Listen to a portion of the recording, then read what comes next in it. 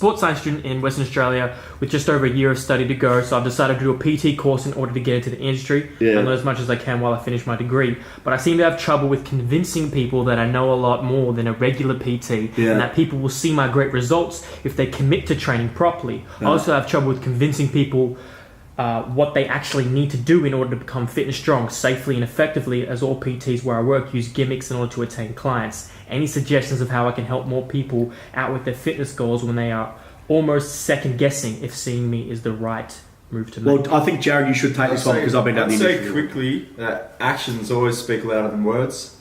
Show people what you're doing. Build a social media profile. Show that the results of what you're training is getting the results that your clients are after. They're getting the adaptations that they need, and stick to your guns. Don't worry about other people and what they're doing. Form your own knowledge. Go out and research your own stuff and design your own programs. And if it works, it works. If it doesn't, go back to the drawing board and try again. We're very successful here because we all stick to the WSSC methods. That's our program base. That's our design. And look, we don't get caught up in all the gimmicks that are out there. You see a lot of social media presence where people are jumping on around all sorts of things, using all sorts of contraptions, and just the basics work. You're a big believer of that, Christian, the basics? He's right. The fundamentals. I think what Jarrad's saying, right, you just got to kind of don't care what other people is doing. You just got to kind of stick to the foundations, and results will speak for themselves. So if you kind of go out and you show that you care and you get results, people will come to you. You're only young in your career. I mean, did he say he's a first year student? Yeah, 1 year ago. A big thing that I did when I was in a similar situation to you, Garrick, was I went out and I found the best athlete I could.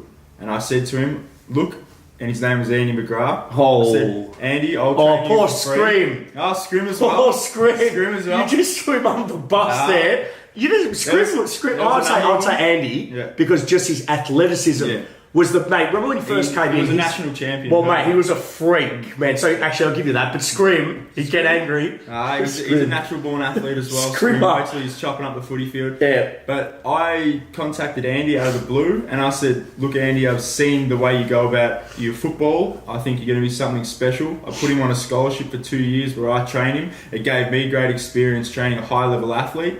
And it gave him great experience in getting a high-performance program until he went into the professional league. And off him, people started seeing what I could do because people are going to look up to the better sportsmen that are around.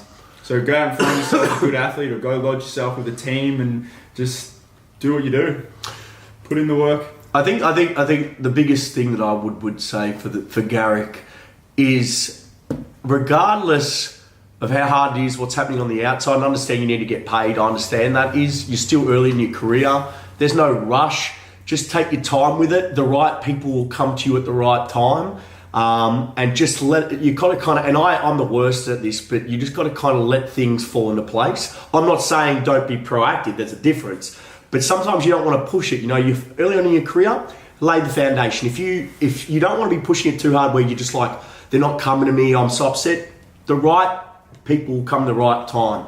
And that's how I've always believed in my career. And if people want to train with you, they want to get the right results, they will. You don't want to beg people to train with you. But I think what Jarrad says is a good point. Go out and get yourself. A lot of the young kids don't do it, and I'll give Jarrad props to that, where he went out and he said, listen, I'll train you as a scholarship athlete, and that gives you the chance to work with an athlete that is coming through, that is a high-level athlete, and allows you to develop your skill set as a performance coach without the real pressure on you. And I think that's a really good example. And you know that in these scenarios as well, there's going to be consistency. Programs are only as good as people's consistency and adherence to the program itself. Did you hear that? That's brilliant. That's quite good. He's right.